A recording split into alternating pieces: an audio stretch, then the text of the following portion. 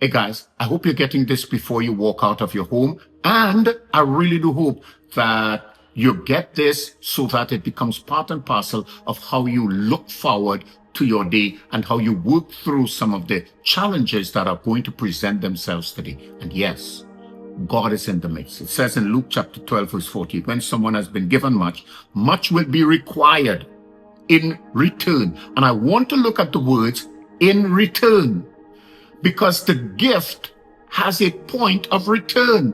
There is a season where we're going to sow, or in this context, there is a season when we're going to be given.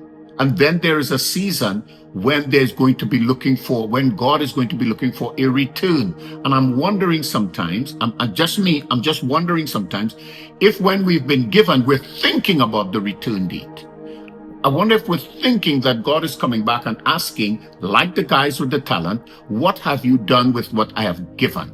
And while talents at that point in time was coins or money or of monetary value, when we talk about talents within the Christian community, we're talking about gifts, opportunities, abilities that God would have cemented in a part of us. And let me tell you what, you can no longer use your personality as an excuse. You can no longer use your fear as an excuse, because perfect love casts out all fear, and faith causes us to rise. You cannot say the devil prevented me, because greater is he that is in us than he that is in the world. You cannot, God is not taking those excuses, and you can't use them to facilitate inactivity.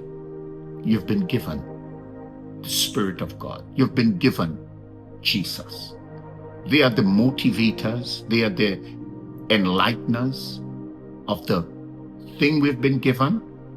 And then God releases us so that the opportunities that God would have presented to us become so very, very real and intentional.